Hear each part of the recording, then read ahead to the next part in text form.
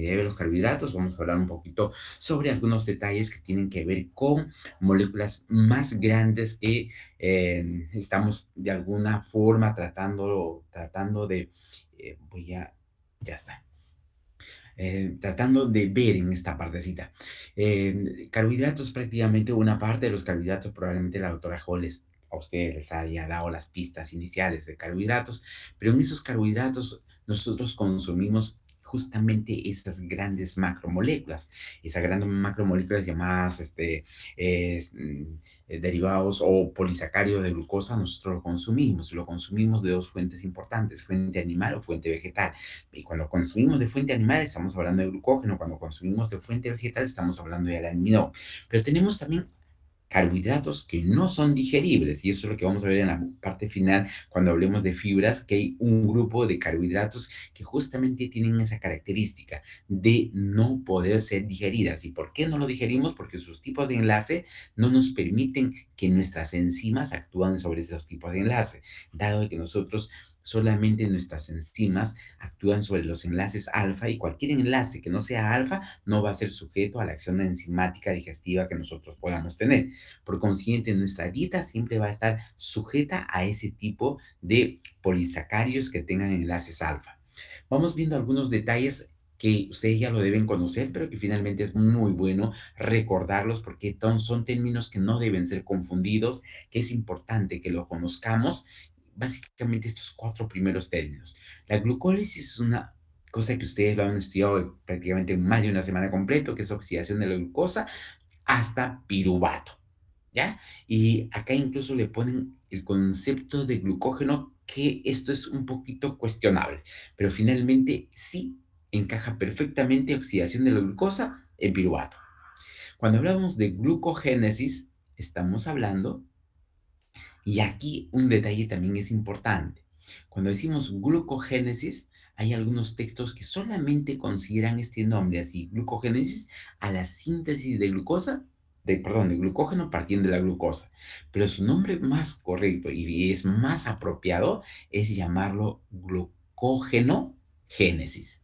Es un nombre más correcto y más adecuado. Estamos hablando de la génesis del glucógeno. Por eso que su nombre debe ser como considerado como glucógenogénesis. Muchas veces cuando se dice glucogénesis se confunde con la formación de glucosa, y hemos mencionado que la formación de glucosa tiene que ver con otro nombre, que es esta de acá, gluconeogénesis. Es la formación de glucosa, pero partiendo de sustancias diferentes a los carbohidratos, dentro de los cuales está el lactato y algunos aminoácidos y el glicerol. Y lo contrario a en este caso a glucógenogénesis, es la glucógenolisis. Por un lado se habla de destrucción y por otro lado se habla de formación. Es justamente la formación de glucosa partiendo del glucógeno. Esas son cosas que debemos siempre mantenerlo como concepto. Cuando vemos dos órganos importantes, uno en el hígado y otro en el músculo, pues resulta siendo importante el detalle que la glucosa es producido en el hígado, mientras que en el músculo se produce piruvato y lactato. Y esto de aquí es un detalle que lo vamos a ir tocando más o menos para entender cómo son las enzimas que diferencian al hígado del músculo. Entonces vamos viendo estos conceptos, por eso antes le decía glucógeno génesis y el otro es glucógeno lisis. Por un lado, formación de glucógeno y por otro lado, degradación del glucógeno. Entonces, veamos cómo es una molécula de glucógeno. Tan, el glucógeno es exactamente un polímero de glucosa. Quiere decir que toda su cadena de glucógeno es pura glucosa. No hay otro monosacárido que no sea glucosa. ¿Ya? Y todos los monosacáridos que forman la estructura del glucógeno es del tipo dextro. ¿Ya? No hay ningún levo, todos son dextros. Y sus enlaces entre una exosa y otra exosa es a través de estos enlaces llamados enlaces alfa. Los enlaces alfa generalmente están hacia la parte inferior de este anillo. Todos estos son enlaces alfa. Y decimos que los enlaces alfa son enlaces 1,4. Carbono 1, carbono 4. Aquí yo tengo la secuencia de carbonos. Carbono 1, 2, 3, 4, 5, 6 carbonos. Y la glucosa tiene 6 carbonos. Esto es la estructura de una glucosa. Igual que es esta de acá. Si empiezo a contar de acá, este es 1, 2, 3, 4, 5 y 6. El enlace se está dando entre el carbono 1 y el carbono 4. Por eso es que este es un enlace alfa 1,4. Pero en las ramificaciones, ahí aparece un enlace diferente. Aquí observo acá, este es mi glucosa, y justo acá aparece una ramificación. Y esta ramificación es diferente. Esa ramificación va a llevarme a un tipo de enlace diferente. Digo, este es mi carbono 1, 2, 3, 4, 5 y acá está el carbono 6. Y aquí está el carbono 1. Entonces, este es un enlace alfa 1,6. En el enlace, los sitios de ramificación tienen estos enlaces, alfa 1,6. Los sitios que tienen la estructura lineal mantienen este enlace, alfa 1,4. El glucógeno es una forma de almacenamiento de la glucosa y este glucógeno fácilmente se moviliza. ¿Dónde se almacena el glucógeno? En el citosol, en el citoplasma de la célula. Si estamos hablando del hepatocito, hepatocito. Si estamos hablando de la fibra muscular, fibra muscular. Y aquí viene lo interesante. Fíjense, estamos mencionando que son dos órganos los más indicados para almacenar glucógeno. Y acá dice hígado 10%, músculo esquelético 1 a 2%. Aquí lo que quiere decir este porcentaje es que si yo tengo al músculo en su peso seco del músculo, ese glucógeno en el músculo representa al 1 o al 2% del peso de ese músculo, el glucógeno en el músculo. Igual ocurre en el hígado. Cuando el hígado tenemos que establecer cuál es el porcentaje de glucógeno que existe en el hígado, puede llegar a ser el 10% del peso del hígado.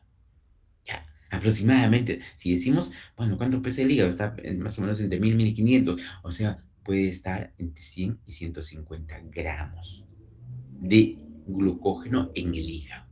¿Ya? Entonces, es importante ese detalle. ¿Cuánto es el glucógeno almacenable? Aproximadamente 400 gramos de glucógeno almacenable. Si 100 está en el hígado, ¿dónde está el resto? El resto está en el músculo. Pero el músculo dice 1 o 2%. Claro, pues porque el músculo, si yo junto todos los músculos, pesan mucho más que mi hígado. Y de eso, inmensa, significativa, mayor proporción, solamente el 1 al 2% es el glucógeno. Esto de la síntesis y degradación es importante tenerlo en cuenta porque hay procesos en los cuales el glucógeno se va a almacenar y en otros momentos el glucógeno se tiene que degradar, dependiendo de las características de la necesidad corporal, del tiempo de ayuno que yo puedo tener. Todos esos son factores que van a, de todas maneras, regular el escenario de el proceso de guardar glucógeno o, en su defecto, de utilizar ese glucógeno degradando al glucógeno guardado. Se regula esto, tiene un rol importante. ¿Para qué? Para regular la glucosa en la sangre. La clase anterior le decíamos a todos ustedes que la glucosa en la sangre tiene que preservarse, tiene que estar constante, tiene que mantenerse en el rango que habíamos establecido, o es de 60 a 100 o de 70 a 100, dependiendo de qué entidad académica lo esté sugiriendo, pero de todas maneras tiene que estar dentro de ese rango. Cuando empieza a bajar es un problema grande, cuando empieza a subir también, pero es mucho más preocupante cuando empieza a bajar. Entonces necesitamos preservar esa glucosa. ¿Quién me permite preservar esa glucosa? El músculo, me refiero al glucógeno muscular, y ahora ustedes van a comprender que el músculo es un órgano relativamente egoísta, entre comillas egoísta, porque no comparte su glucógeno, solo lo utiliza para sí. Todo el glucógeno almacenado lo utiliza para sí. Y ahora vamos a ver por qué lo utiliza para sí. No porque sea egoísta, sino porque le falta algo para compartir con los demás. Lo que hace el hígado es todo lo contrario. El glucógeno guardado en el hígado, ese glucógeno sí sale a la circulación. Sale a la circulación cuando vemos que la glucosa está bajando, inmediatamente saca el glucógeno de reserva que tenía en forma de glucosa y lo saca a la circulación. Eso es lo que hace el hígado. ¿Pero por qué lo hace? ¿Porque es muy generoso? Tampoco, sino porque tiene enzimas que pueden hacer eso, mientras el músculo no lo tiene y por esa razón no lo puede hacer. Entonces, aquí es un detalle de qué es lo que falta a uno y qué realmente tiene el otro para poder hacer esa función.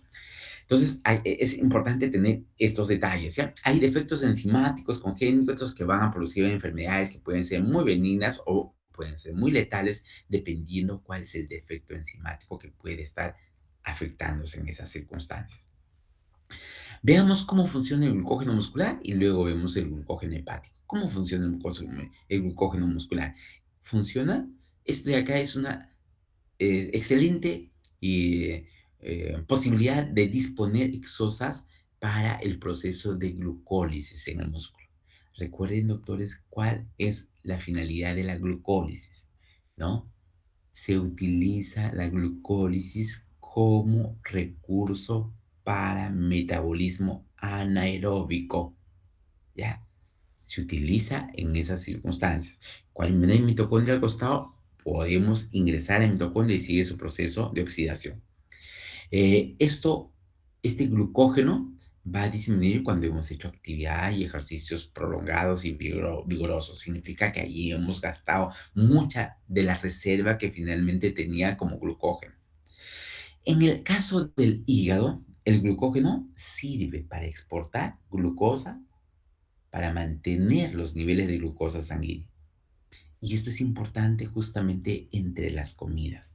Ya estoy comiendo, ya son 5 o 6 horas que no como, 5 o 6 horas que ya mi glucosa relativamente está bajando en la circulación. Y para que no siga bajando, ¿qué es lo que hace el hígado?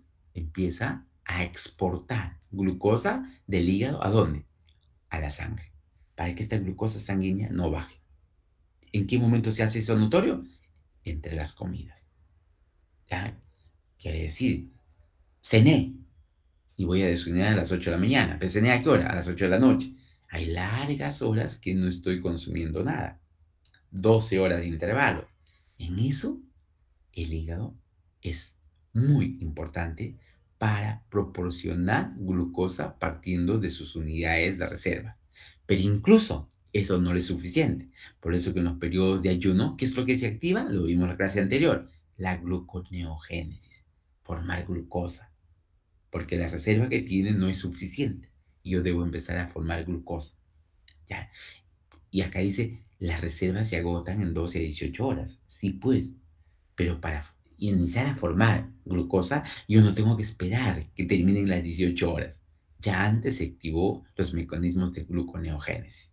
Y por eso que de esa manera se compensa mucho mejor los niveles de glucosa. Las enzimas que participan para la síntesis y la degradación son fundamentales en esto.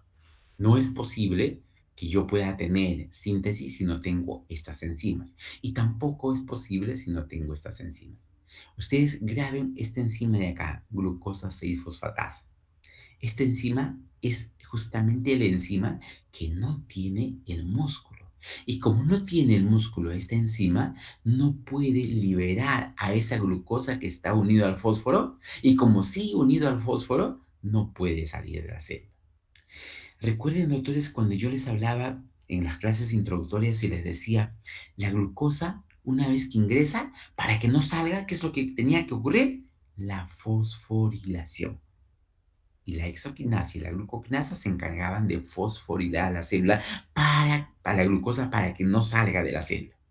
Pero una vez que ya está adentro, se producen los diversos eventos relacionados a la degradación del glucógeno. Se degrada con una fosforilasa, se sigue liberando, hay una desramificación, aparece una mutasa, porque inicialmente estaba como glucosa 1,6-fosfatasa, una glucosa 1,6-fosfato, y eso por intermedio de esta fosfoglucomutasa, se convierte en glucosa 6-fosfato. Pero al no tener esta glucosa 6-fosfatasa, se queda como glucosa 6-fosfato.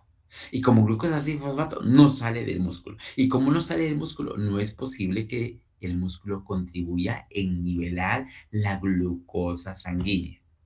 Cosa que, en el caso del hígado, ahí sí existe esto.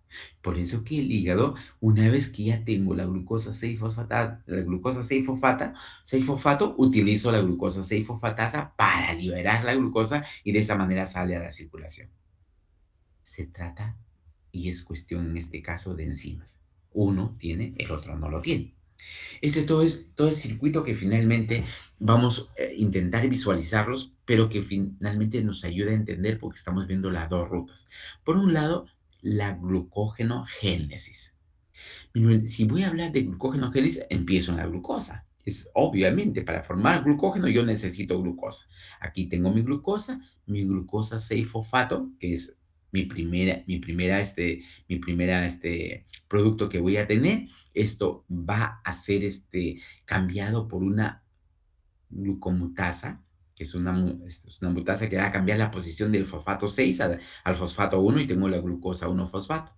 Y aquí es donde se asocia esta molécula, el uridín trifosfato. Y aquí es donde aparece mi primer producto asociado al uridín, que es el uridín difosfato glucosa. Esto puede ir a una ruta metabólica también importante que se llama la vía del ácido urónico. Pero si sigo mi proceso, aquí viene la enzima que se llama la glucosintetasa. ¿Esto qué es lo que va a hacer? Va a unir la glucosa a la glucosa existente y se va a liberar el uridín difosfato. ¿Ya?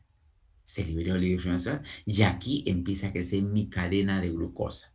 Y como mis unidades de glucosa están en la posición 1,4, le pongo X en el sentido de que cada vez que llega una nueva glucosa, será X más 1, será luego X más 2, X más 3, dependiendo qué cantidad de glucosas ya se han juntado. No nos olvidemos, doctores, que este glucógeno es una molécula de glucosa que tiene miles de glucosas en su constitución. Tiene miles de glucosas en su constitución, por consiguiente es una molécula muy grande. Y todas esas están unidos con estos dos enlaces, 1,4 y el 1,6. El 1,4 es la parte lineal y la ramificación es 1,6. Muy bien, ya tengo aquí el glucógeno y hemos visto cómo se generó la glucógenogénesis. Ahora lo que vamos a ver es cómo ocurren los eventos relacionados al glucógenolisis. Y ese glucógenolisis tiene que ver con empezar a fragmentar esta molécula inmensa en moléculas más pequeñas libres como glucosa. Para eso, ¿qué necesito? Una fosforilasa.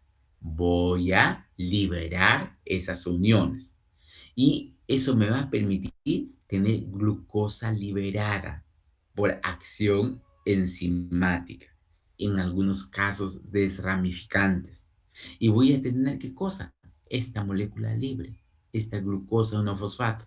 Pero esta glucosa 1-fosfato necesita de una mutasa y esta fosfomutasa actúa en ambos sentidos, generando glucosa 1-fosfato o generando glucosa 6-fosfato. Y una vez que tengo esta glucosa 6-fosfato, fíjense acá, yo necesito una fosfatasa para generar glucosa. Esta fosfatasa no tiene el músculo, por eso se queda aquí. Para yo iniciar el proceso de formación de fosforilación de la glucosa, ¿qué necesito? Una glucoquinasa o también una hexoquinasa. ¿En presencia de quién? De ATP y en presencia de magnesio. Y así empezamos el proceso. Por un lado para formar y por otro lado para degradarlo. ¿Ya? Que es la forma como funcionan los eventos de glucogenogénesis o glucogenolisis. Vamos viendo, esto es el proceso en el proceso de la iniciación siempre necesitamos de la dieta. Si yo estoy hablando de glucogenogénesis, pues necesito, aquí estamos hablando de gluconeogénesis, pero si voy a hablar de glucogenogénesis, necesito glucosa. Pero esta glucosa puede venir de mi dieta o puede venir de un evento que lo hemos aprendido en la clase anterior, que es de la gluconeogénesis, ¿no? Y voy a tener mi molécula básica, que es mi glucosa 6-fosfato. Por otra, como mencionamos así un poquito, por una mutasa, fosfoglucomutasa, voy a permitir cambiar la posición del fosfato que está en la posición 6 y lo voy a pasar a la posición 1. Una vez que ya tengo la glucosa 6,1-fosfato, inicio mi proceso de incorporación a una molécula de la uridintrifosfato. Esta uridintrifosfato me va a generar una molécula intermediaria, que es la UDP-glucosa. El uridindifosfato con glucosa finalmente va a incorporarse a la molécula que ya existía, una glucosa vamos a una molécula de glucosa que tenía 10 glucosas, 15, 40 glucosas, este N es un número cualquiera. A ese número cualquiera se va a incorporar una nueva glucosa. Y como se está incorporando una nueva, se vuelve en N+1.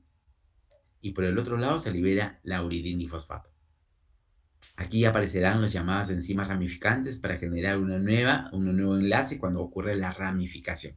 Pero cuando hay elongación, son las cadenas lineales. Cuando hay ramificación, aparecerá en el enlace alfa 1,6.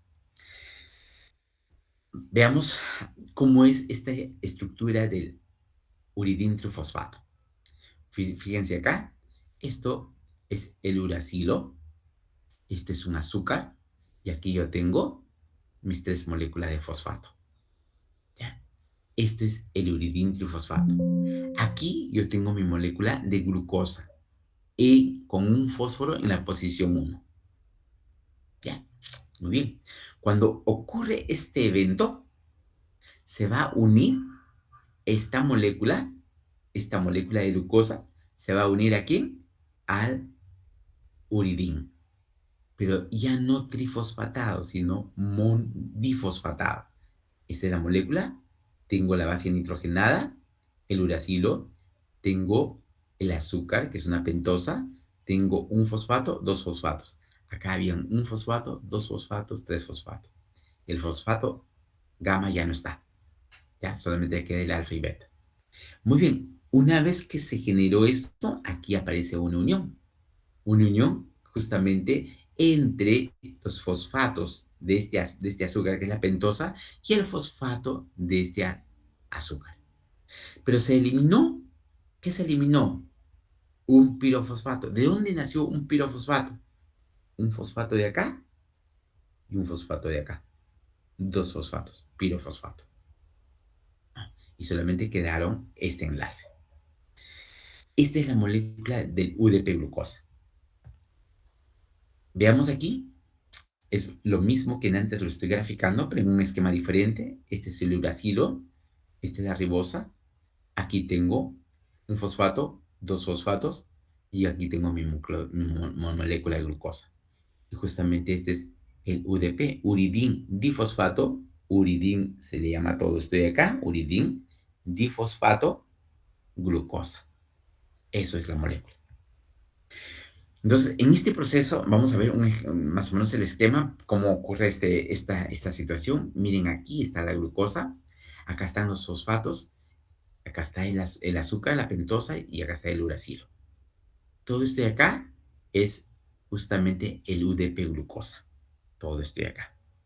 Cuando va a ocurrir la síntesis de nuevas moléculas de glucógeno, el que se va a acoplar de todo esto, es justamente lo que está en un color diferente. ¿Y este color diferente qué cosa es? Glucosa.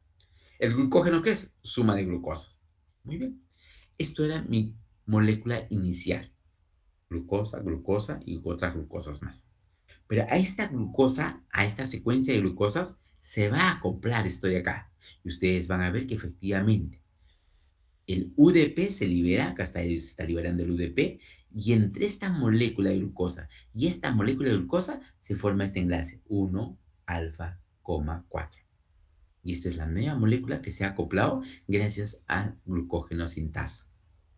Entonces, mi cadena sigue avanzando y aparecerá otra molécula que venga como una UDP glucosa y nuevamente esa glucosa se incorporará. Y vendrá otra UDP glucosa y nuevamente se incorporará esa nueva molécula en la cadena en crecimiento.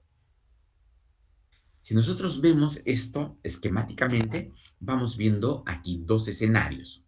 Por un lado, observo que esto de acá es mi glucógeno, una secuencia larga de glucosas, y en esta secuencia larga de glucosas voy a ver la posibilidad de cómo se generan los llamados enlaces asociados este, a un nuevo a una nueva ramificación, ¿ya? Yo tengo aquí, observen todo, esta es mi molécula, ¿correcto?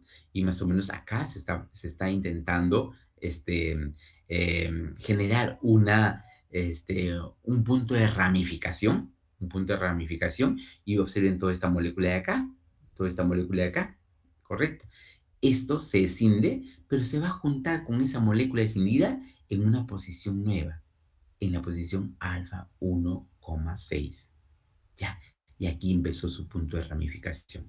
Inicialmente la molécula lineal, pero aparece la enzima ramificante, y esa enzima ramificante va a coger fragmentos y lo va a reubicar en un enlace alfa 1,6.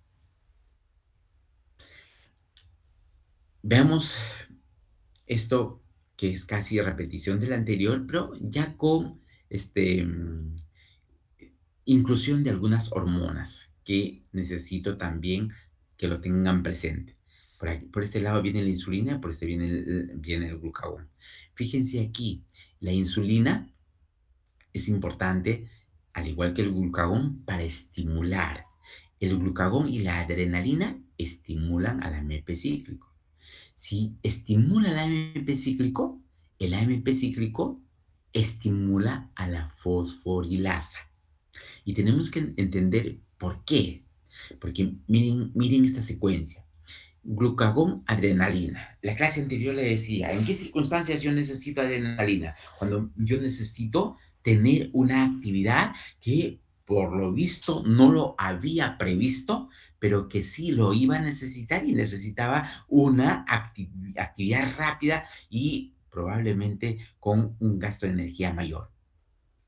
En clase anterior le decía, si tuviéramos que enfrentarnos frente a un grupo de probables pirañas que nos van a abordar, dos posibilidades, lo encaramos, lo afrontamos o nos escapamos, ¿no? Y al final siempre creo que la mejor opción es retirarnos, ¿no? Porque intentar enfrentarlos, por más que ustedes sean cinturón negro, no saben que pueden tener verduguillos o algún tipo de objeto punzocortante que nos puede severamente lastimar. Entonces, si yo tengo que escapar, yo necesito una dosis de adrenalina alto. ¿Qué es lo que hace la adrenalina? Lo que hace es estimula el AMP cíclico. ¿Para qué? Para que estimule a la fosforilasa. Y el AMP cíclico en forma adicional me está suprimiendo la actividad de la glucógeno sintetasa. Entonces, ¿qué es lo que está haciendo? Esta ruta que podría seguir ha sido anulada para que ya no siga formando más glucógeno. Y más bien, esta ruta de acá se activa ¿para qué? Para que se forme más glucosa. ¿Por qué? Porque mi músculo lo va a necesitar. Si voy a tener que correr y voy a tener que emprender una fuga y tengo que buscar un mejor refugio, yo necesito energía. ¿Y quién me lo está proporcionando? Justamente la dosis de adrenalina que, por un lado, me estimula el MP cíclico y esto estimula la fosforilasa, pero también de forma adicional me suprime a la glucógeno sintetasa. ¿Ya? Que es importante tomarlas en cuenta. ¿Ya? Esto de aquí nos va a ayudar más o menos a entender el proceso que es importante. Cuando ocurre actividad de la insulina, lo que hace la insulina es suprime al AMP cíclico. Y cuando suprime el AMP cíclico, lo que está suprimiendo es la actividad de la fosforilasa. Y además de eso, ya no puede actuar sobre la glucógeno sintetasa. Por consiguiente, el glucógeno sintetasa actúa y se forma más glucógeno. ¿Qué es lo que hace la insulina? Formar más glucógeno. ¿Qué es lo que hace el glucagón? Tener disponibilidad de glucosa. ¿Qué es lo que hace la adrenalina? Tener disponibilidad de glucosa. ¿Ya? Que es importante ya relacionando este tipo de enzimas. Entonces, viendo este escenario, vamos a ir visualizando algunos aspectos que nos ayuden a entender qué cosas más podemos tratar de tenerlo en consideración para que finalmente tengamos una mejor opción. Veo aquí, tengo esta secuencia, centro activo. Esta es una estructura dimérica de la glucógeno fosforilasa. Y vuelvo atrás y digo, la fosforilasa es la que me genera glucosa. Entonces, yo voy a mi esquema y digo, sí, pues esto es importante. ¿Para qué? Para que esa estructura tan grande como el glucógeno, que tiene miles de glucosas, ubiquen un sitio donde se pueda romper los enlaces que lo mantienen unidos, los enlaces glucosídicos que lo mantienen unidos, y se pueda liberar la glucosa 1-fosfato. Y ese sitio justamente es el centro activo de esta enzima llamada glucógeno fosforilasa. Si yo voy a tener que romper estos enlaces, yo lo que voy a observar primero es que aquí hay una secuencia prolongada de glucosas con sus ramificaciones y tengo aquí la glucosa fosforilasa que va a liberar aproximadamente 8 glucosas 1-fosfato. Más o menos es la tendencia y la actividad que tiene la enzima. Una vez que se liberan y tengo en su forma 1-fosfato, necesito siempre la posibilidad de que exista grupos de estas glucosas que han sido liberadas que sean transferidas. Observemos aquí. Miren, para que más o menos tengamos una idea muy clara. Esta glucosa fosforilasa está liberando glucosas. ¿Pero de dónde? Observen aquí. Miren este esquema. Esta es la línea, el esquema lineal, donde los enlaces son alfa 1,4. Aquí yo tengo un enlace de una distinta, que es alfa 1,6. Pero acá tengo alfa 1,4 y sigo, y siguen siendo alfa 1,4. ¿Qué es lo que hace la glucosa fosforilasa? Va a romper estos enlaces de los puntos de ramificación. ¿Para qué? Para transferirlos, ¿no? Para transferirlos y de tal forma que yo tenga una opción diferente. Miren aquí, acá se liberan, yo tengo esta molécula y esta molécula de aquí, estas moléculas de aquí van a ser transferidas. ¿A dónde? A la línea de base y se transfieren aquí. Y una vez que se han transferido, aparece ya una liberación de la glucosa para tener la glucosa 1-fosfato. En este esquema ilustrativo estamos intentando ver las secuencias que está generando la glucosa fosforilasa, la transferasa para generar una glucosa. Veamos aquí también con esa misma secuencia, donde hablamos de la fosforilasa, que es una degradación limitada, aproximadamente 5 residuos de una rama y 3 de otra, antes de que ocurra, antes del punto de ramificación. Los enlaces alfa no son susceptibles de la fosforilasa, importante detalle, ¿ya? O sea, aquí la fosforilasa no actúa en los otros lugares, de residuos de 5, de 3 residuos aproximadamente, ¿no? Y si yo observo acá, y aquí se ha producido en este caso, la ruptura, la hidrólisis del enlace glucosídico, y quedaron estos muy cercanos al punto de ramificación, la fosforilasa lo que hace es justamente eso, sacar esa parte de la estructura cercana al punto de ramificación y tener dentro de eso la liberación de residuos pequeños de glucosa 1-fosfato. Si vemos en este esquema, aquí ya vamos a hablar de la enzima desramificante, ¿no? Por un lado, tengo la enzima transferasa que me va a permitir transferir estos grupos de glucosa a la línea de base. Los he transferido, ya tengo aquí, pero aquí tengo la zona que es punto de ramificación. Y es en este punto de ramificación donde actúan las enzimas desramificantes. Actúa, libera, se rompe este enlace glucosídico y ya tengo la glucosa liberada. Más o menos funciona de esa forma. Estos son ya un poquito esquemas ilustrativos en relación a cómo se va a degradar el glucógeno en la reserva, tanto en el músculo esquelético y en el hígado. Y vamos a ir viendo algunas características. Hemos mencionado que estas moléculas son unas moléculas muy grandes de N-glucosas. ¿De qué tamaño son esas N-glucosas? 100.000, 500, 20.000, 30.000. Son moléculas grandes, ¿no? Pero cada vez que yo tenga la posibilidad de generar una glucosa libre, de ese total empieza a disminuir de uno en uno. Veamos aquí cómo ocurre esta secuencia, porque esta es finalmente la que nos va a permitir. Yo tengo el producto principal, que es justamente lo que hemos tenido aquí. Ustedes observen acá, esta es la liberación de mi molécula. Pero para lo cual, veamos aquí cómo funciona esto de acá. Estos son enlaces alfa 1,4, alfa 1,4 y seguirá siendo alfa 1,4. Este es un enlace que se ha generado entre dos carbonos, el carbono 1 y el carbono 4. Acá está el 1 y acá está el 4. Muy bien, cuando se rompe esto de aquí, necesita que se ingrese un fosfato. ¿Y ese fosfato dónde se va a unir? En el sitio donde se ha roto ese enlace glucosídico. Y por eso que esta molécula adquiere la nominación de glucosa 1 fosfato. En esa posición 1, donde existía el enlace glucosídico con el carbono 4, ahí se acopla el fosfato. Por eso que está ingresando una molécula de fosfato. Ya tengo la molécula de fosfato, es esta de acá. Fíjense acá, es la glucosa 1 fosfato. Y aquí es donde viene la participación de la fosfoglucomutasa. ¿Qué es lo que hace esta fosfoglucomontasa? ¿El fósforo en qué posición está? En la posición 1. Lo que yo necesito es que no se quede en la posición 1, sino pase a la posición 6.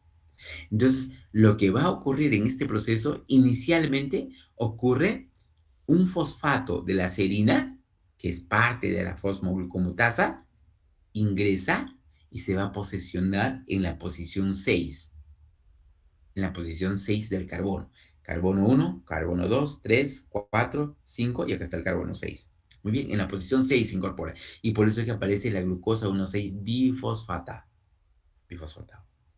Pero en un segundo momento, este fosfato de la posición 1 nuevamente recupera esta fosfoglucomutasa y lo regresa a su posición original. Es lo que ha generado que es el nuevo posicionamiento del fosfato dentro de la molécula de glucosa. Ya tengo mi glucosa 6-fosfato. Es así como actúa la fosfoglucomutasa. Entonces, estos enlaces en la glucogenólisis finalmente van a estar asociados a proceso de fosforilación, a actividad de una transferasa, activación de una enzima desramificante y con eso vamos a llegar a tener moléculas individuales de glucosa cuando se han roto los enlaces glucósidos respectivos.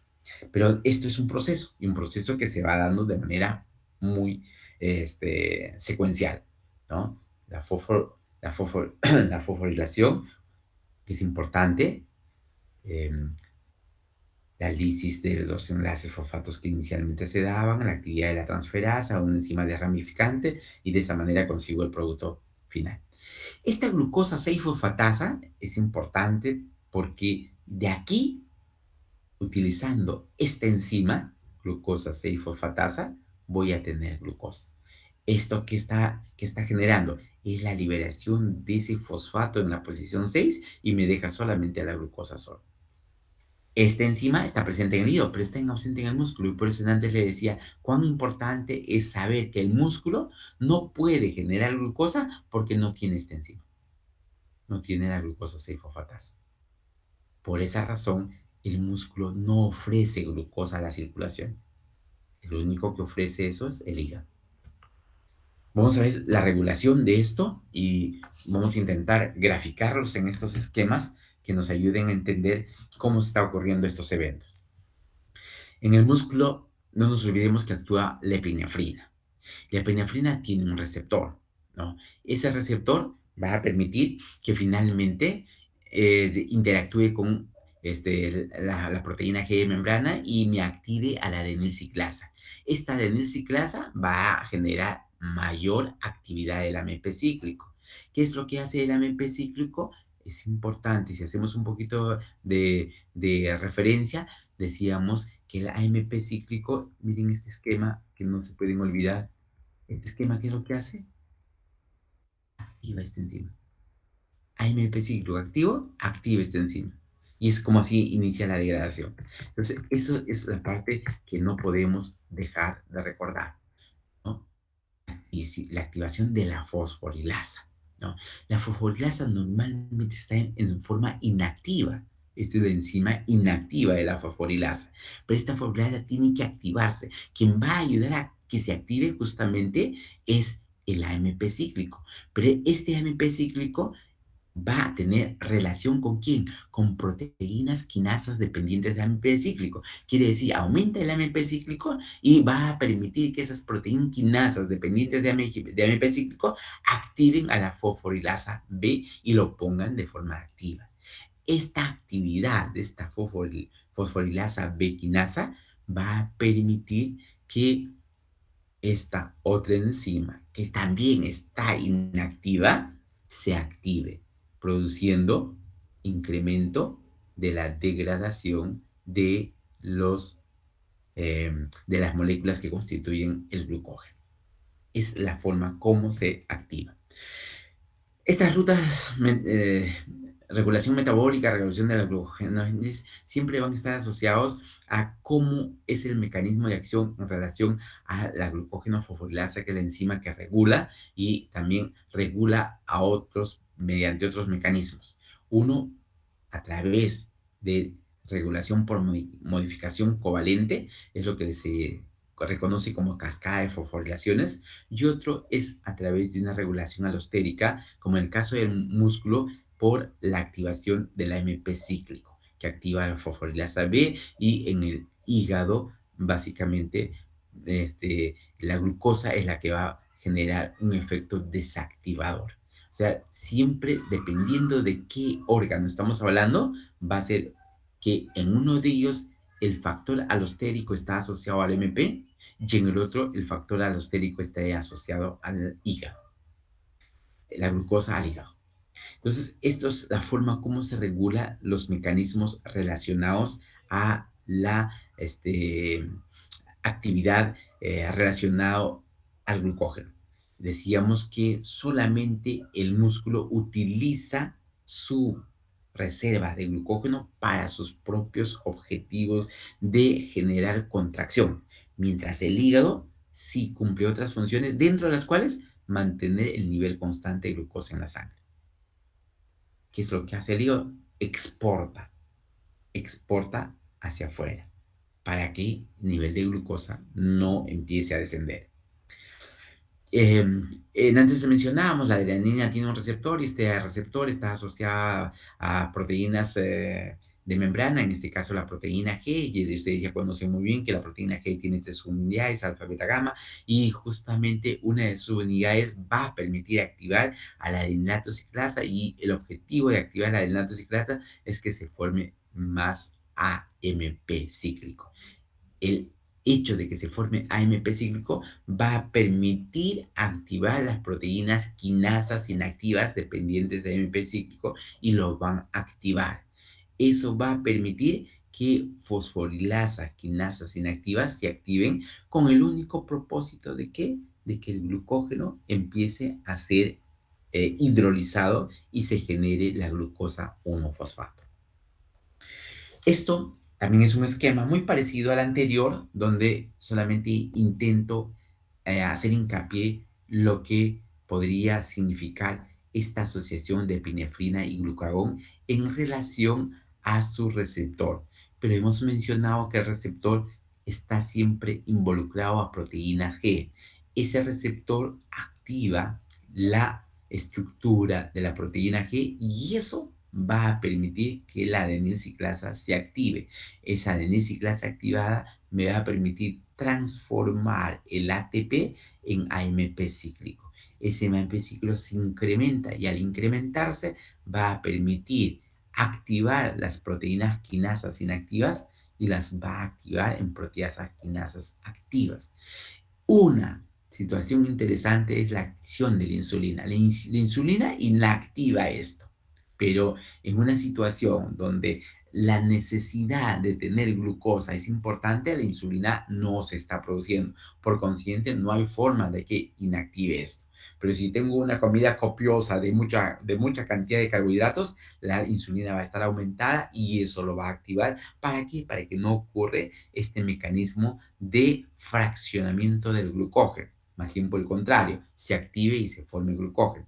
Pero en este caso estamos viendo en ausencia de insulina. Y se va generando estas activaciones y van a permitir que a través de esto el glucógeno que estaba almacenado empiece a liberarse, empiece a liberar glucógeno, glucosa 1-fosfato, de tal forma que cada vez tengamos menos cantidad de glucógeno en reserva de glucosa.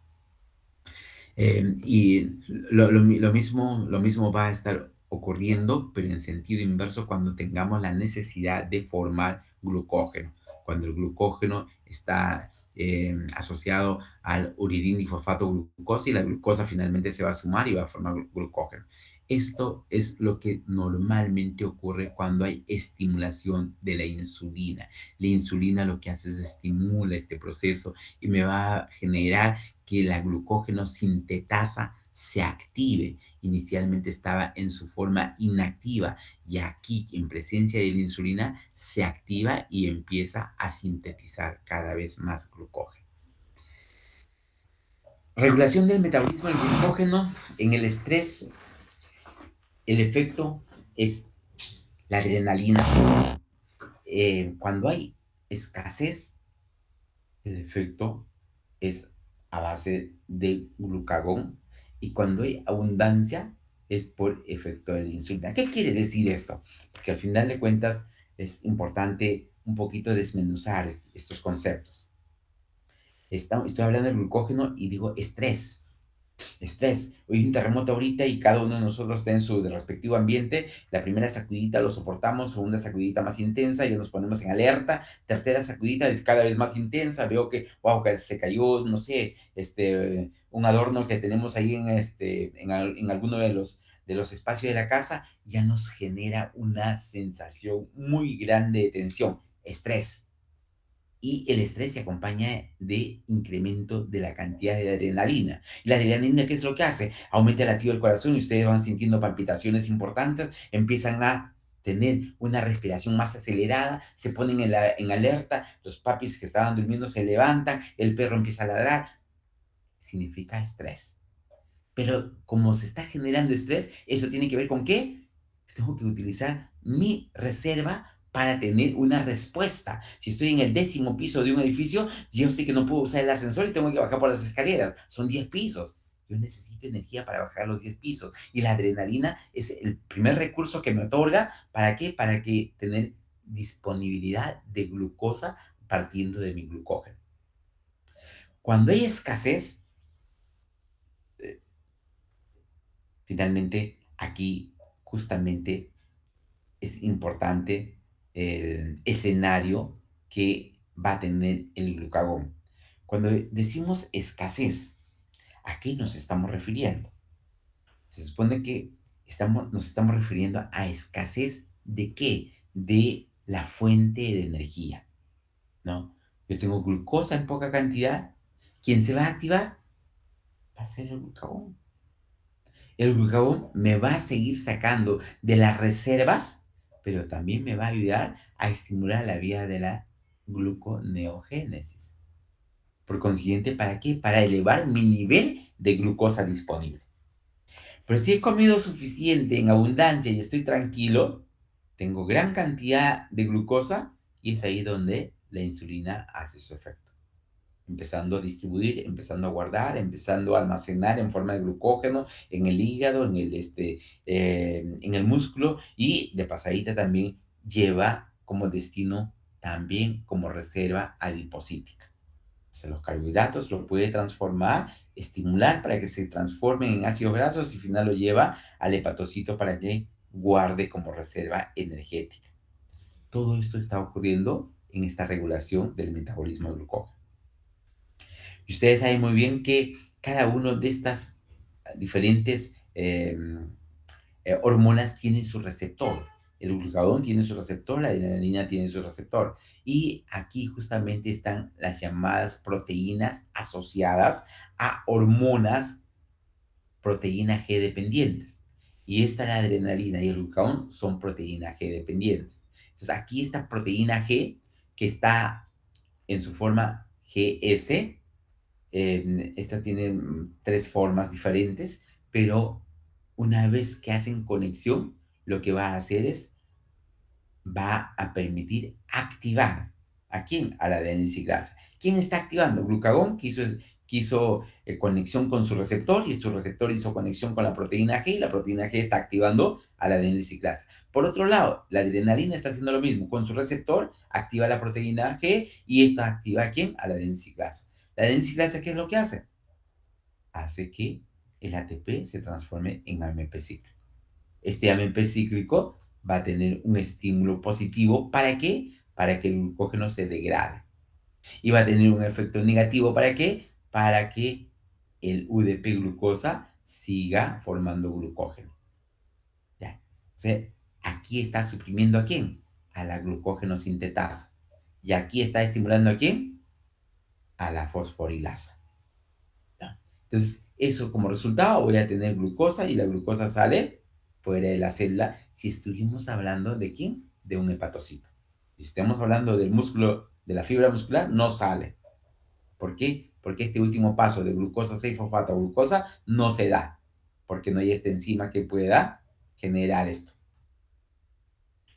Esto, por ejemplo, es la regulación de la glucogenólisis hepática, ¿no? Adrenalina, acá tengo la misma secuencia, tengo, la adrenalina tiene dos tipos de receptores, los receptores beta, receptores alfa. Los receptores beta incrementan la producción de AMP cíclico, pero los receptores alfa están asociados al inositol 3-fosfato, que va a hacer conexión con el calcio y va a también generar una degradación del glucógeno. El objetivo, formar glucosa. En una célula hepática, la glucosa sale de su célula.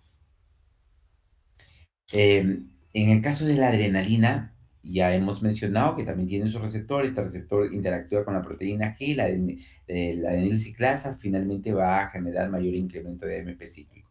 Es lo que normalmente está ocurriendo por estimulación de adrenalina.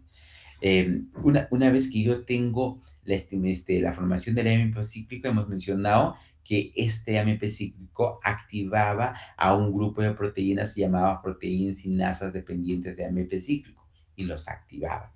Y una vez que están activados, esto va a cumplir un rol importante para que exista movilización de calcio y activación de otras enzimas fosforilasa sinasas sensibles como calmodulina. Aquí ya tengo el efecto de la adrenalina, segundo efecto en relación a la proteína sinasa activada. Ya tengo la proteína sinasa activada y observo qué está ocurriendo en relación a la glucógeno sintetasa B. Aquí justamente va a ocurrir inactivación. Miren, aquí dos detalles importantes. Tengo el ATP, que se forma ADP y libera el fosfato. Yo tengo proteína fosfatasa 1 que está inactiva, y cuando esta proteína fosfatasa 1 está inactiva, esta glucógeno sintetasa se activa para formar ¿qué cosa? Glucógeno sintetasa. Pero esto es dependiente justamente de todo esto que se llama proteínas sinasas dependientes de AMP cíclico. La actividad de la glucógeno sintetasa depende de que ésta sea desfosforilada. ¿Ya? Es importante esto. La glucógeno sintetasa funciona siempre y cuando lo desfosforilen. Si es que no lo desfosforilan, sigue siendo inactiva, ¿ya? Al mismo tiempo que se activa la otra parte, que es la fosforilasa, ¿no? Y se desactiva la sintetasa. Es la única forma de que finalmente tengamos glucosa disponible. No pueden estar las dos rutas que son antagónicas activas. Una se activa y la otra tendrá que desactivarse. Al revés, si es que necesitamos formar glucógeno, pues la fosforilasa tendrá que estar inactiva y tendrá que estar activa la glucógeno sintetasa.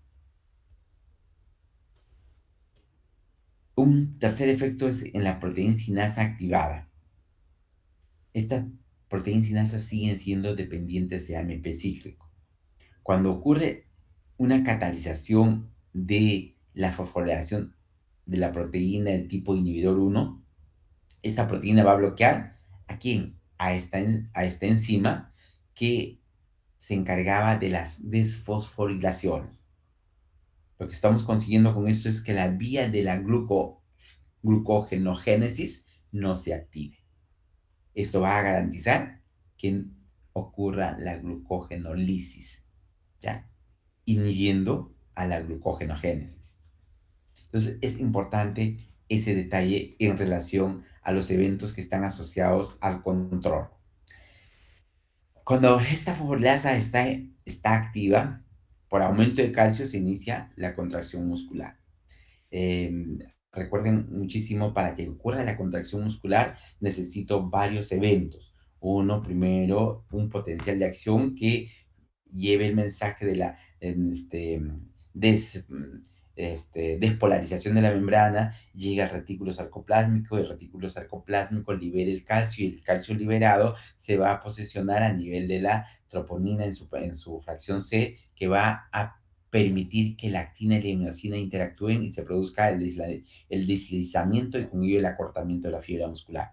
Eso es importante, pero para eso yo necesito tener glucosa disponible. Y por eso que estas actividades de la fosforilasa sinasa están inactivas por este proceso de incremento de calcio. Esto, en relación al glucógeno, decíamos cuán importante es la activación de esta enzima que es la glucógeno fosforilasa activa. Y solamente con esas características el glucógeno va perdiendo una glucosa y ya tengo esa glucosa disponible. Y por una mutasa se va a transformar en glucosa 6-fosfato. Pero cuando ya tengo una fosfatasa, esa glucosa 6-fosfato se libera de su fósforo y sale como glucosa a la circulación. Pero esto de aquí, si yo necesito solamente para energía, ya no necesito que la glucosa 1-fosfato pase a glucosa 6-fosfato. Ya, es importante esto porque eso incluso me ahorra ATP. Porque recuerden que de glucosa 6-fosfato para que pase a fructosa o 1,6-difosfato, necesito una molécula de ATP. En cambio, esto de aquí ya limitaría el consumo de una molécula de glucosa adicional. Entonces, esto es en relación a la activación de la glucógeno fosforilasa simultáneo a la inactivación de la glucógeno sintetasa. Hemos mencionado que en todos estos procesos, si no tengo activación de uno de ellos y la inactivación del otro, el proceso no se da. Si yo tuviera aquí activación de la glucógeno fosforilasa y tuviera activación de la glucógeno sintetasa, este mecanismo no funcionaría y no nos serviría para nada. Porque no puede ser que se está degradando por acá y por este lado se esté formando. En conclusión, entro a un círculo vicioso donde yo no voy a poder utilizar la glucosa disponible. Por eso que es importante que la activación de una de las enzimas necesariamente me debe generar inactivación de la enzima contraria.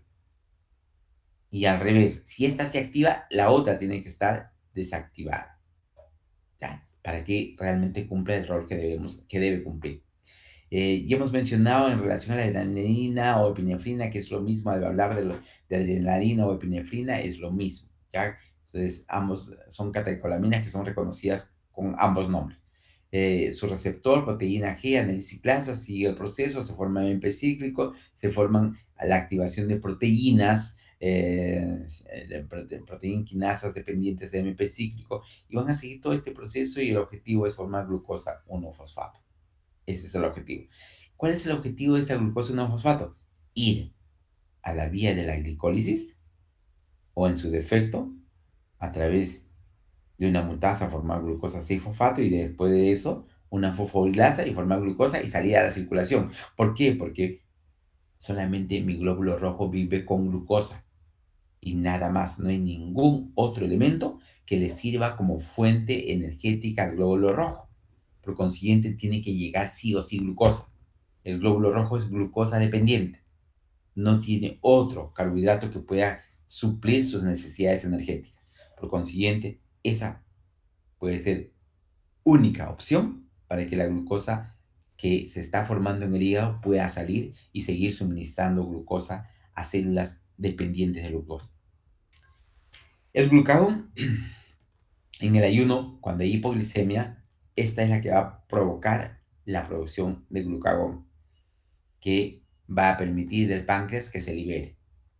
El hígado va a responder activando la D-ciclasa, y esto va a generar aumento del AMP cíclico, van a activar la proteína sinasa, van a activar fosforilasa sinasa, glucógeno fosforilasa, y van de todas maneras inhibir al 1-fosfato, al inhibir 1-fosfato para que la glucógeno sintetasa no sea activada. Activando a esta proteína, están desactivando a la glucógeno sintetasa. Eso va a permitir que se exporte glucosa libre. La insulina va a tener un efecto totalmente contrario. Se va a generar activación de la fosfodiesterasa. Tengo la insulina, su receptor va a estimular a la fosfodiesterasa, y eso lo que va a hacer es, va a impedir que se siga produciendo AMP cíclico, y el AMP cíclico producido lo va a transformar en 5-AMP. Con esto va a bloquear a todas las fosforilasas dependientes de AMP cíclico. La hiperglicemia provoca liberación de insulina, se activa la fosfodiesterasa que convierte el AMP cíclico en 5'-AMP, impidiendo la activación de las proteínas fosfatasas dependientes de AMP cíclico. Es lo que está ocurriendo. Insulina, su receptor de insulina, se produce una cascada de señalizaciones mediante quinasas. Esa cascada va a permitir dos cositas. Uno, que se inactiven las enzimas asociadas a las fosforilasas, pero va a activar a la glucógeno sintetasa, y de esa manera va a empezar a sumar glucosa al glucógeno existente. Si vemos una secuenciación, pues, ¿qué es lo que hace la insulina? Va a permitir, cuando interactúa con su receptor, lo que hace es que los GLUT4 que están dentro de la célula migren a la superficie. Al migrar a la superficie, van a expresar los GLUT4 y por ahí va a ingresar la glucosa. De esa manera va a tener disponibilidad de glucosa. ¿Quiénes? Las células dependientes de insulina. Y digo dependientes de insulina porque no todas las células van a usar el GLUT4 para ingresar su glucosa. Básicamente la insulina permite la expresión del GLUT4 en la superficie de la célula con el único propósito de que esta interacción de insulina con su receptor incrementen el calcio intracelular, y de esa manera estos receptores que están dentro se lleguen hasta la superficie de la membrana, se acoplen a la membrana y expresen los GLUT4 para que la glucosa ingrese. Y aquí estamos viendo que por los GLUT4 están ingresando. Es la función que hace la insulina. También va a favorecer la inactivación de algunos inhibidores que inhibían ¿a quién? A la glucógeno sintetasa. De tal forma que la glucógeno sintetasa se activa y va a permitir que la iniciación de los eventos relacionados a la glucógenogénesis se inicie. Entonces se bloquean los efectos de la fosforilación, desciende la presencia de este inhibidor por acción de la insulina y va a permitir que la proteína fosfatasa 1 se eh, permita y ejecute la desfosforilación de quién? De la glucógeno sintetasa. Hemos dicho que la desfosforilación de la glucógeno sintetasa es la que va a permitir la activación de esta glucógeno sintetasa. Entonces, la insulina va a generar este tipo de eventos. ¿Ya? Objetivo de todo esto es que se inicie la activación de la glucógeno sintetasa para la producción de glucógeno. Y de tal forma que las enzimas dependientes de proteinsinasas, dependientes de AMP cíclico, se vean frenadas y no ocurre esta ruta de aquí.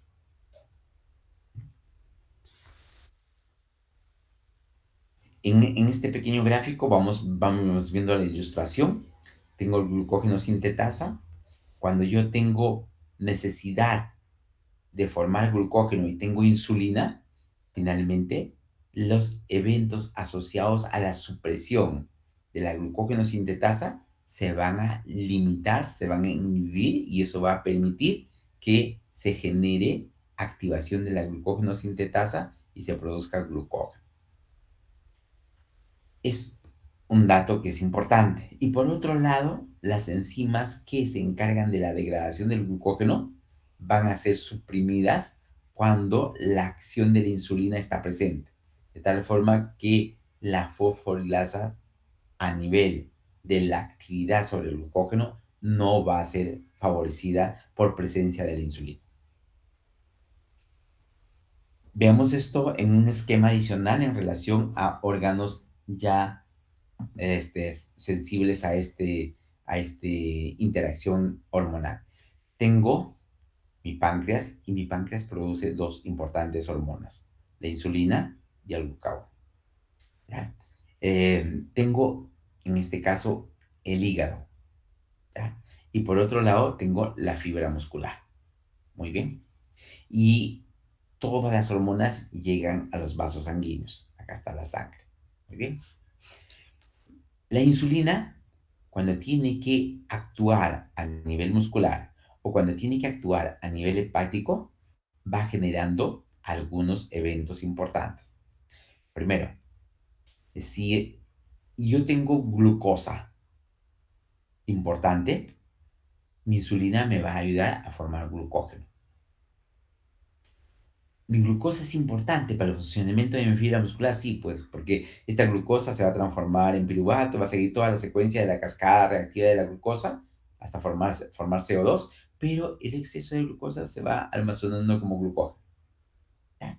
Estimula la formación de glucosa y también la utilización de la glucosa. A nivel hepático, ¿qué va a ocurrir? Tengo a nivel hepático, llega y hay glucosa, y mi glucosa va a generar glucógeno hepático. Pero también puedo utilizar la glucosa para otros, sí, también puedo. Pero normalmente cuando yo tengo esta opción, voy a tener la posibilidad de guardar como fuente de reserva. Pero, ¿qué ocurre cuando es el páncreas el que finalmente está produciendo glucagón? El glucagón lo que va a hacer es estimular la hidrólisis de las moléculas guardadas en el hígado en forma de glucógeno. Se hidroliza y va generando glucosa. Pero también, ¿qué es lo que hace? Partiendo de sustancias muy pequeñas, distintas a los carbohidratos, como en el caso del piruvato o el lactato, va a empezar a formar glucosa. El hígado decíamos que tenía la glucosa 6-fosfatasa. Esa enzima que existe acá permite que la glucosa que se ha generado como consecuencia de la degradación del glucógeno pueda salir a la circulación y esta puede incluso ser la misma glucosa que puede llegar hasta el hígado porque el hígado no, perdón, que puede llegar al músculo porque el músculo no tiene la enzima que hemos mencionado. Hay varias enfermedades relacionadas al almacenamiento defectuoso de glucógeno. ¿Y esto por qué? Porque hay enzimas que finalmente están afectadas en eso. Eh, Hay una enfermedad que se llama enfermedad de von Jerk. Esta enfermedad de von Jerk está asociada a esta deficiencia, de la deficiencia de glucosa 6-fosfatasa. Recuerden, doctores, la glucosa 6-fosfatasa para nosotros es muy importante. ¿Por qué? Porque gracias a esta enzima la glucosa sale del hígado a la circulación. Si es que esta enzima no está allí, el hígado se va a comportar exactamente igual. ¿A quién? Se va a comportar exactamente igual al músculo, porque el músculo no tiene esto. Y como no tiene, no va a poder llevar glucosa a la circulación. ¿Qué es lo que finalmente va a ocurrir como consecuencia de esto? Se va a acumular en el hígado y en el riñón exceso de glucógeno. Y como consecuencia de eso va a producir hipoglicemia, porque no le estamos ayudando a que la glucosa se preserve. Y como consecuencia de eso voy a tener lactacidosis, cetosis y también voy a tener hiperlipemia. ¿Por qué? Porque como no hay glucosa, pues ¿qué es lo que va a salir para intentar compensar eso? El ácido graso. ¿Y el ácido graso qué es lo que va a aumentar? Cuerpos cetónicos. ¿Esto qué cosa va a generar? Disminución del pH y por incremento de la lactato, lactoacidosis, aumento de grasas, cuerpos cetónicos, hipoglicemia, y todo por deficiencia de esta glucosa 6-fosfatasa. Entonces, resulta siendo importante, doctores, que sí tengamos en cuenta algunos detalles. Hay enfermedades, y por cierto, esas son enfermedades raras, no son frecuentes, pero sí es importante recordarlos que sí existen, ¿no? Como la enfermedad de Pompe, que es otra enfermedad asociada a deficiencia del lisosoma en la hidrólisis del enlace 1,4 y también en los enlaces 1,6 de este tipo de glucosidasa. Eh, Todos estos de acá son nombres de probables descriptores de la primera enfermedad y se conocen pues como las enfermedades asociadas al depósito de glucógeno. Ahí está el tipo 0, tipo 1, 2, 3, en total 5 tipos. En total son 6 porque con tipo 1 completan los 6 tipos de glucogenosis. Glucogenosis por defectos enzimáticos y acumulación de glucógeno. Aquí, el de tipo 0 es deficiencia de glucógeno sintasa. Acá quiere decir que no se puede almacenar glucógeno porque no hay esta enzima. ¿Esto que me lleva? Hipoglicemia, hipercetonemia. También se acompaña a muerte temprana. Y aquí hay otras secuencias adicionales de otras enfermedades asociadas a depósito de glucógeno, pero siempre con una particular enzima que finalmente es la que está mostrándose y está apareciendo como el factor defectuoso. Vamos a hablar una cosa rápida de fibras dietéticas para que ustedes completen su secuencia de actividades de esta parte del curso. Hay polisacáridos de la dieta que realmente este concepto parece contradictorio. Polisacáridos de la dieta, que no son polisacáridos. Aquí lo que realmente están intentando decir que no son polisacáridos digeribles, ¿ya? Fibras dietéticas son polisacáridos no digeribles, ¿no? Y de todas maneras, hay algunos que van a tener algunas características diferenciadas, pero que son resistentes a la hidrólisis, porque nosotros no tenemos las enzimas que puedan digerirlos. Estas enzimas que normalmente degradan a la celulosa es la llamada celulasa, ¿no? La, la celulosa es degradado por la celulasa. Y aquí hay un detalle que es importante. ¿La celulosa qué es? También es un polímero de glucosa, es puro glucosa, con la única diferencia de que los enlaces de la celulosa ya no son alfa 1,4, son beta 1,4. La única diferencia es la posición del enlace, nada más. Y esa posición del enlace hace que nuestras enzimas que nosotros tenemos, como la alfa-tialina, la milasa pancreática, no actúen sobre este enzima, sobre este polisacario, que es la celulosa. En cambio, los rumiantes sí tienen esta enzima. Y por eso que ellos, su consumo son los forrajes, que son pastos secos, que probablemente lo guardaron hace un año y en época de invierno, cuando los pastizales están totalmente cubiertos por las nevadas o las heladas, pues sacan allí y con eso empiezan a suministrarles sus alimentos. Y ellos sí pueden utilizar esa glucosa y lo utilizan para todos sus requerimientos. Acá el ser humano no tiene celulosa, ¿ya? Es un error tipográfico. Los animales vivos sí lo tienen, algunas fibras son degradadas por bacterias intestinales, también es verdad. Estos son probablemente la variedad de fibras que nosotros pudiéramos tener en la dieta.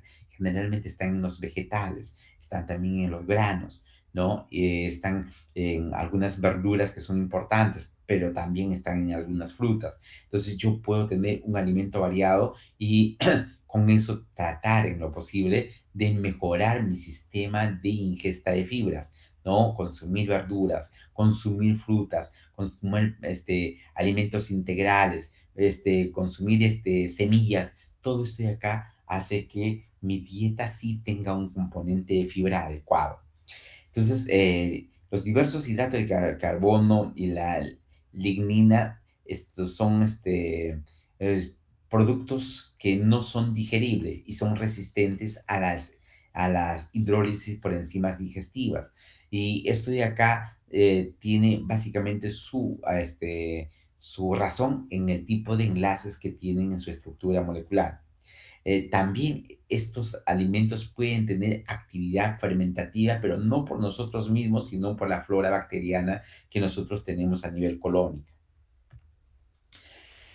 La fermentación de las bacterias finalmente me van a llevar a producir varias sustancias, dentro de eso el metano, tenemos el acetato, butirato, propionato, que son productos finales de la fermentación bacteriana. El butirato es una sustancia muy interesante porque es una de las fuentes de energía muy importante que se va a generar a nivel colónica y que va a ser aprovechada en varios procesos que normalmente se pueden generar a nivel de esa parte del tracto digestivo. Los polisacarios, que no son el almidón, tenemos a la celulosa, a las betoglucanos que se encuentran en los vegetales, la hemicelulosa, este, también tenemos las pectinas, las gomas, mucílagos, que son un grupo importante de moléculas que no son asociados al almidón. Estos polisacarios son polímeros de carbohidratos que contienen al menos 20 residuos monosacarios. La celulosa sí tiene muchísimo, los otros probablemente en menor cuantía, pero finalmente sí tienen importante número de residuos de monosacarios. El almidón digerido y absorbido en el intestino delgado es un polisacario denominado polisacario no almidón para aquellos que llegan al colon y poseen efectos fisiológicos dentro de la fibra. Estos son los que finalmente pueden ser relativamente importantes y se pueden observar en diferentes tipos de alimentos. Estos son resistentes a la hidrólisis en las partes superiores del tracto digestivo. Voy a tener los fructooligosacarios que, como los lébanos y la inulina, que van a estar unos asociados a bacterias, otros en algunos alimentos. Voy a tener los galacto-oligosacarios que se encuentran en la leche, legumbres, los silo-oligosacarios en frutas, verduras, miel, estos somato-oligosacarios que están en la soya, en la miel. Pero de todos ellos, doctores, resulta siendo importante recordar que estas fibras se clasifican en solubles e insolubles. Los que son solubles son las gomas, pectinas, mucílagos. Las hemicelulosas generalmente están involucrados dentro de los grupos insolubles como la celulosa y la lignina. ¿Por qué esos detalles importantes? Porque el tipo de fibras que finalmente podemos tener como parte de la dieta es la que nos va a ayudar mucho a que la materia fecal no se haga tan sólida, ¿no? El solo hecho de no tener fibras en la dieta, la materia fecal se hace mucho más sólida, porque estas fibras atraen agua y al atraer agua hace que la materia fecal no se consolide ni se solidifique de manera muy importante. Entonces, dentro de todos los alimentos vamos a tener muchos de ellos y están en este listado los diferentes alimentos que finalmente tienen mayor de 2 gramos por cada 100 gramos de alimento que se está considerando. Y tenemos una lista larga de alimentos. Estos son alimentos ya que no tienen fibra. O sea, si mi dieta está básicamente en base de esto, con toda seguridad es muy probable que voy a tener problemas de estreñimiento. Leche y derivados no tienen fibras. Huevos tampoco, carne tampoco, azúcar, grasas. Todos estos de acá son libres de fibras. ¿Necesitamos de nuestra dieta consumir verduras? Sí, porque ahí encontramos las fibras. Ahí está la celulosa. Ese es un polisacárido no absorbible. Al no ser absorbible, forma materia fecal. Al formar materia fecal, atrae moléculas de agua y evita que la materia fecal a nivel del colon pierda el líquido, se endurezca demasiado y después sea muy difícil de evacuar. Ingesta recomendada de fibras, 25 a 30 gramos por día. Más o menos esta es la relación de solubles con insolubles, 3 a 1. Dependiendo de la edad siempre hay que asociarlo a más 5 para más o menos tener una idea de la cantidad de gramos de fibra por día que finalmente quiero yo consumir. Eso va a ser dependiente del grupo etario a la cual finalmente estamos intentando relacionarlos. Pero para los adultos estamos hablando de 25 a 30 gramos por día. Estos ya ustedes lo conocen, probablemente muchos de ustedes lo consumen, son los panes integrales, que intentan agregar mayor contenido de fibras para que la persona que lo consuma tenga lo suficiente y no tenga la limitación de la dificultad de poder evacuar en forma adecuada. Ya.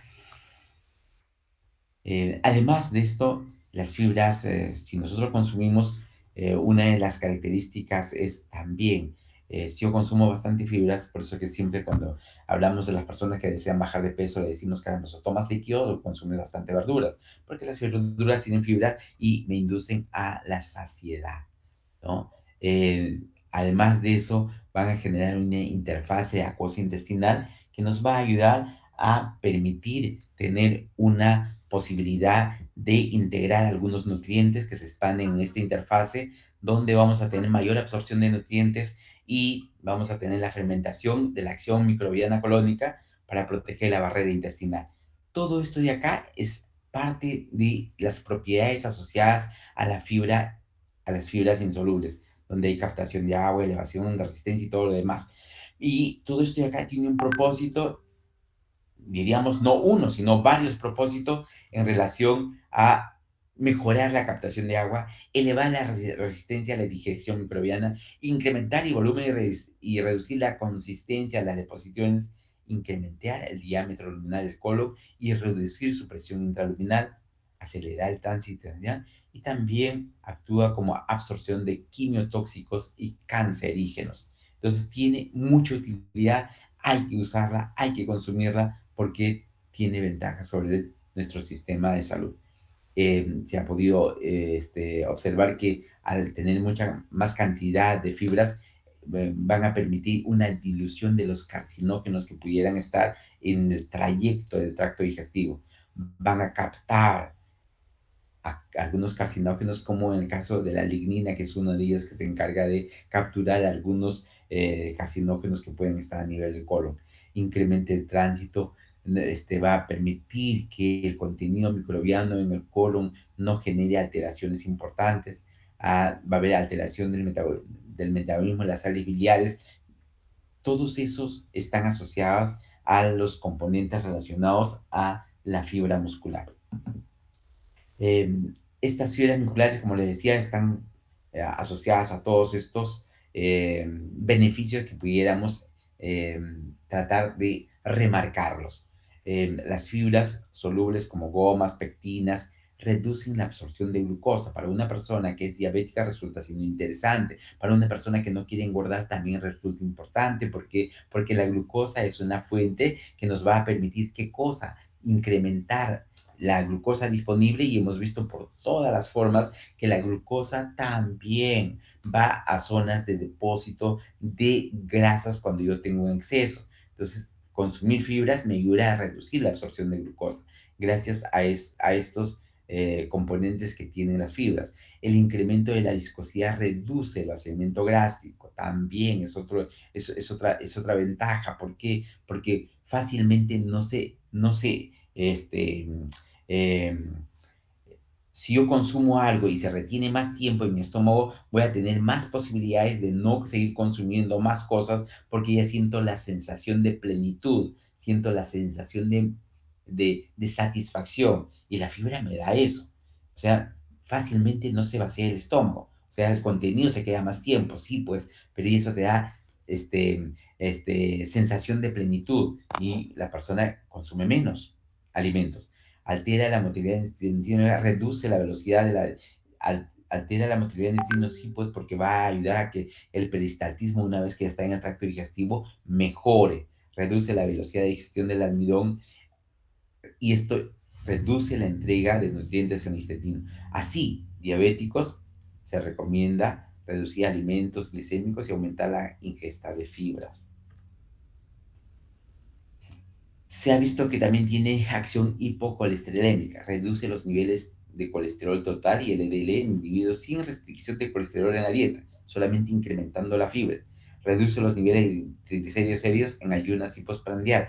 También se está haciendo relación cómo interviene estas fibras en relación a estas dos observaciones que se hacen. Incrementa la excreción de sales biliares. Sí, pues me ayuda a eliminar más sales biliares.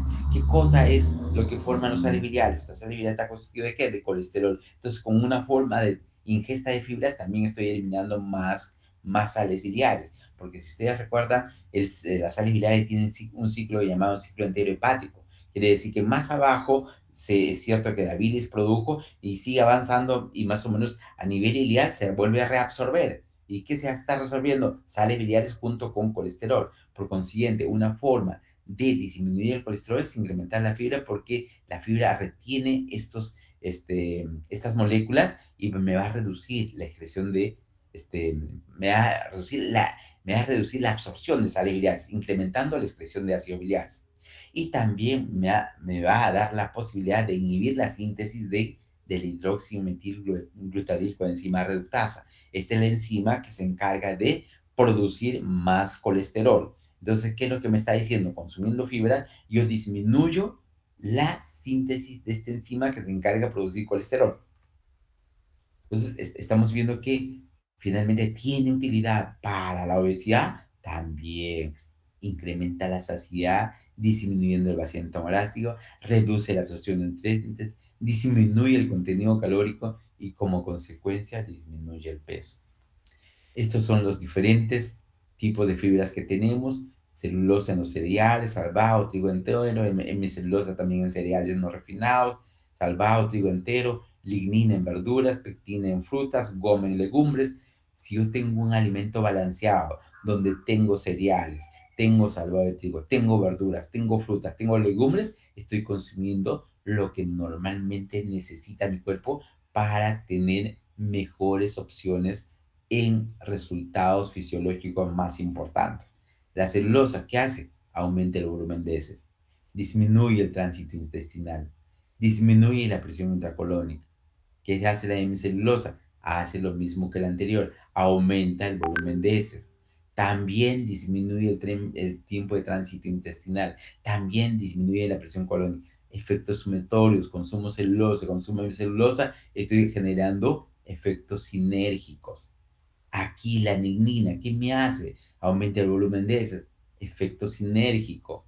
Se une al colesterol, se une a carcinogénicos. ¿Para qué? Para que el colesterol no se vuelva a reabsorber. ¿Qué hace la pectina? Disminuye la velocidad de vaciamiento gástrico. Algo parecido con lo que antes mencionábamos, sensación de plenitud, ¿no? Disminuye la captación de azúcar, disminuye el colesterol sérico. ¿Qué hacen las gomas? disminuye la velocidad del vaciamiento gástrico, disminución de la captación de azúcar, disminución del colesterol. Todos estos son sinergismos, son efectos muy parecidos. Por consiguiente, cada uno de ellos, en un alimento balanceado, yo voy a tener la posibilidad de tener lo que yo requiero para que mis funciones que yo necesito tenerlas sean en las mejores condiciones. Bien, doctores, les agradezco por su permanencia. Si tienen alguna